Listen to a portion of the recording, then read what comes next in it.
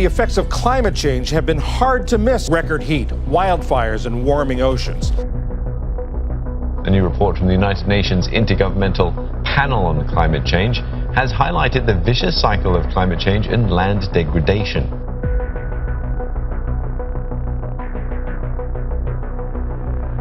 We are talking about climate change, carbon emissions, and global warming and various other aspects, but we are not addressing soil. Soil and climate is a unit. It's not separate. Soil properties, land use, and climate. Each is dependent on each other. Maximum amount of carbon was always in the soil, but now a lot of it is in the atmosphere where it should not be. But nearly 40% of this is happening simply because soil is left open.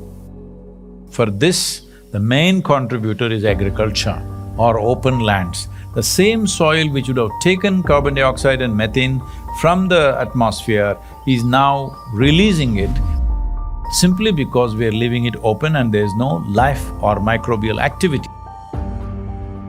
Without enhancing the soil biome, sequestering carbon just by this and that technology is not the answer, because carbon is not our enemy. We are all carbon life. Life on this planet is a chain of carbon. In this chain, the life cycle or the carbon cycle, soil is the most important link, and that is wearing thin, very thin, dangerously thin. You've heard of dinosaurs going extinct, dodos going extinct, but what we are facing now is soil extinction. Every responsible scientist in the world and the UN agencies are clearly saying we have only 80 to 100 harvests left. That means approximately 45 to 50 years of agricultural soil left on the planet. By 2045, we will be producing 40% less food than what we are producing right now, and our populations will be 9.3 billion people. That's not a world in which you want to live.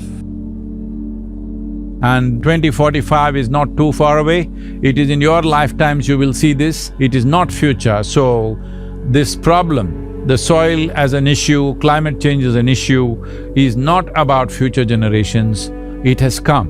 Soil is a basic entity on which all terrestrial life depends. 95% of all the food which is consumed by human comes from soil. As much as 95% of all antibiotics taken by human and animal come from soil. So soil and life have evolved together. There is no soil without life, and there is no life without soil.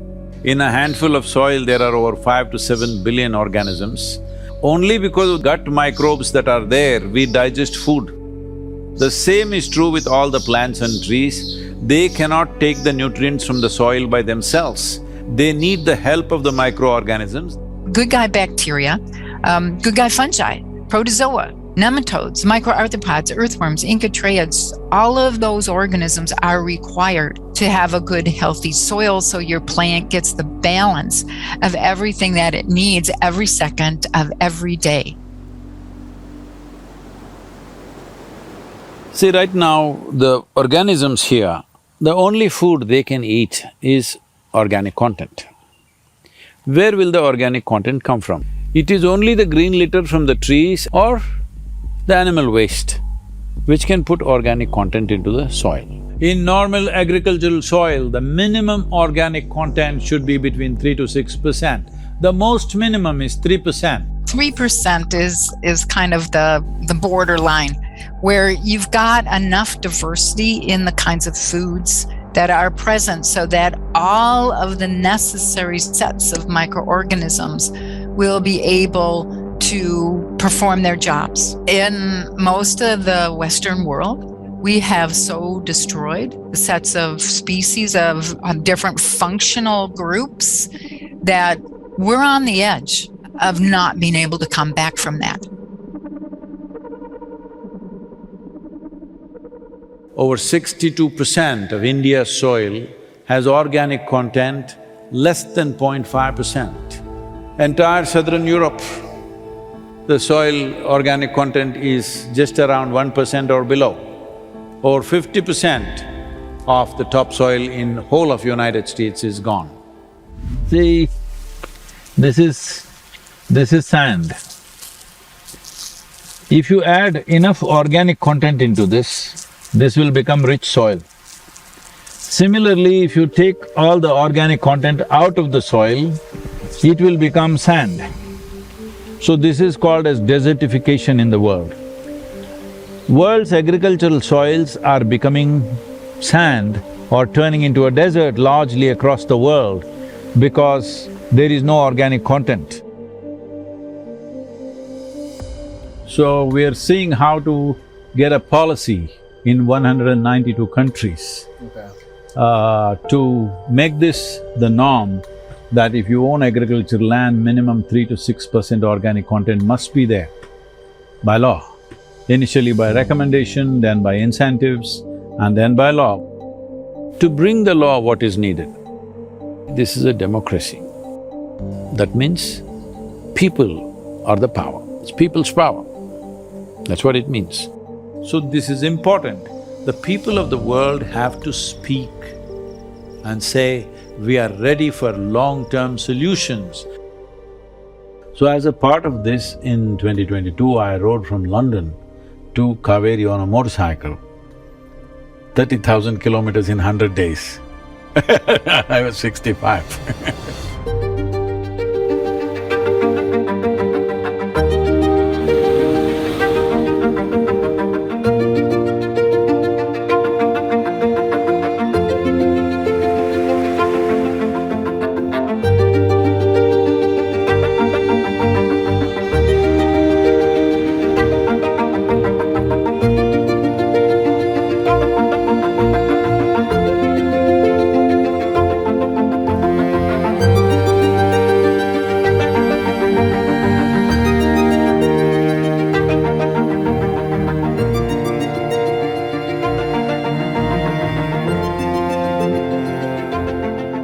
As for the Muslim World League, we are completely ready to help you.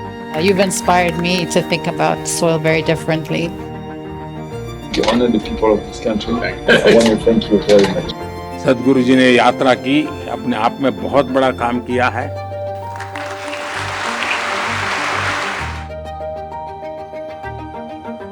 Dear Sadhguru, one of the world's voices and leaders on soil conservation. The movement that you are taken up as a soil scientist, I could not expect any more God's blessing than that. Join the Conscious Planet movement to save soil. Save soil. Let us make it happen. Save soil. Let's make it happen. I don't want this COP15 to end as one more convention with more paper and more paper. This must end with concrete action, and action in such a way that it's implementable.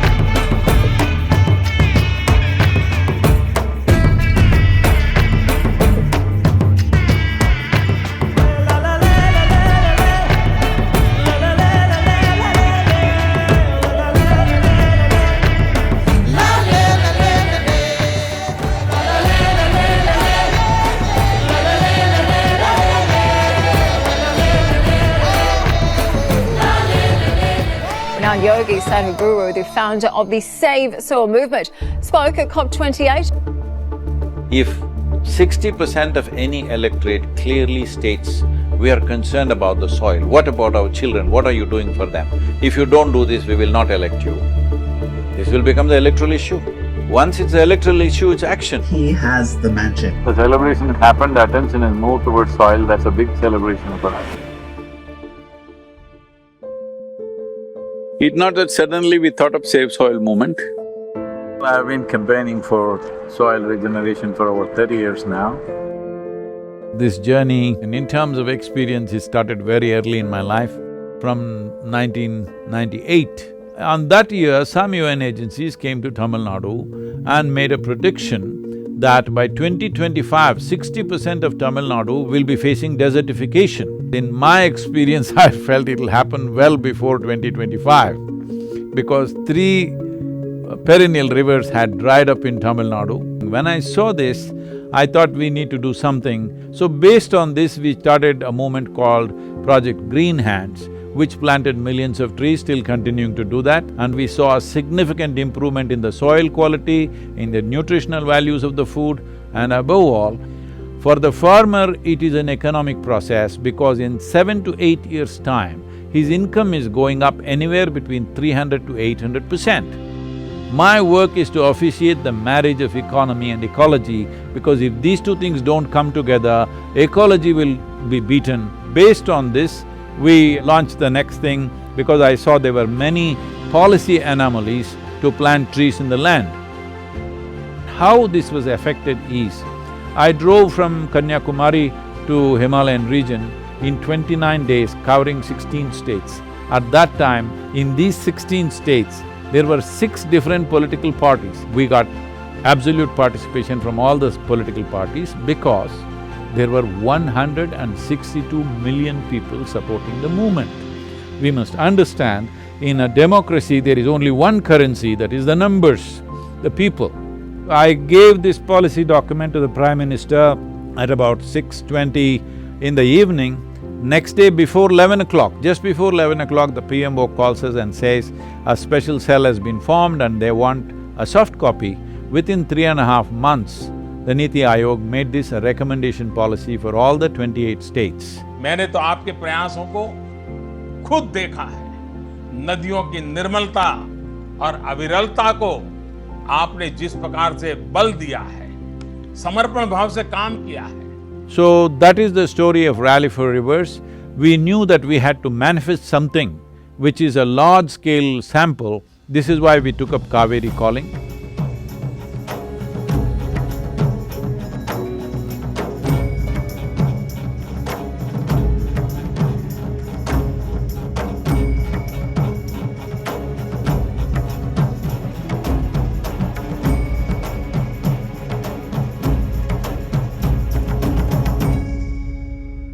Kaveri Calling is not just a tree plantation program. It's much more than that. It's unique because together with other Save Soil initiatives, it offers end-to-end support to farmers. This is done through training and hand-holding farmers during their adoption of tree-based agriculture by providing low-cost saplings.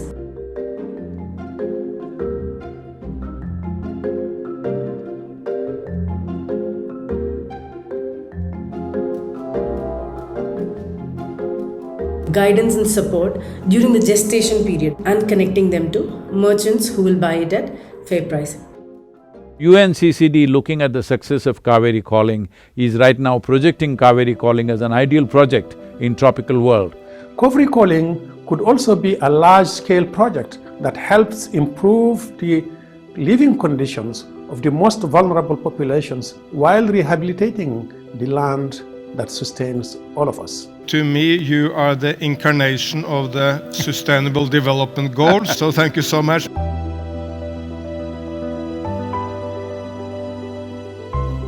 The movement also supports farmers through farmer-producer companies. We are spearheading this movement called Farmer-Producer Organization, where farmers are coming together and forming a corporation-like thing so that they have the power of scale. We're envisioning FPOs with 10 to 25,000 farmers coming together. Money from the sale is deposited in our bank account. It is that easy. Today, when we market our produce, we receive a good response. Many doors are opening for us. Let us say 10,000 farmers with adjacent lands came together. we can cause a revolution and set up an example that how farm life can be changed dramatically.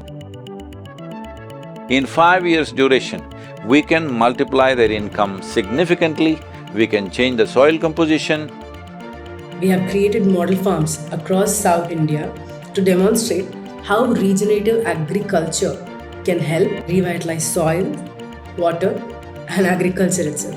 These models and our model farmers have inspired thousands of farmers to adopt regenerative agriculture practices for the crops that they have been growing for decades. These regenerative practices have significantly enhanced farmers' income because the quality and also the quantity of the produce has improved.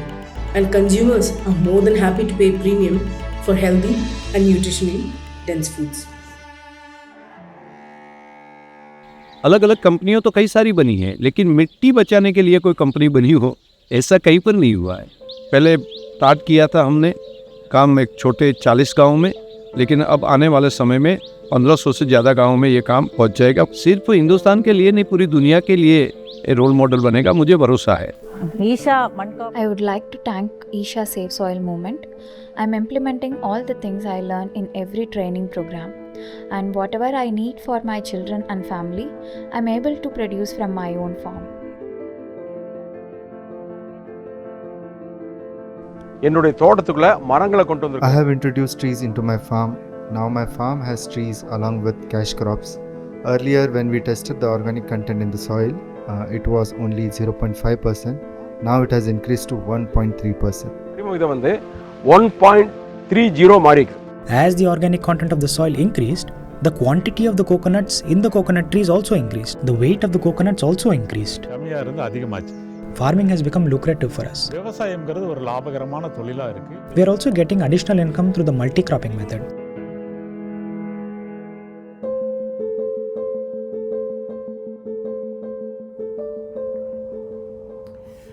Soil. In the roots, there is a stalk. In the stalk, there is branch. In the branch, leaves, bud, flower and fruit. All rooted in the soil. It's my wish and my blessing that every one of us should commit to turn this around and offer this to the next generation of people, a fertile and rich soil for them to live upon, because the very body that we carry is the soil that we walk upon. How rich the soil is, that's how rich this life will be. That is how strong this life will be. And above all, it's about the unborn child that is the future, because right now we are using up the soil of the unborn child. If we all come together in the decisions and actions we take as nations, we can ensure that the policies we define are for the benefit of everyone and not against anyone. Let us make this happen, that in this generation, before we depart, we will leave a rich soil for future generations to live their lives well with all the richness possible.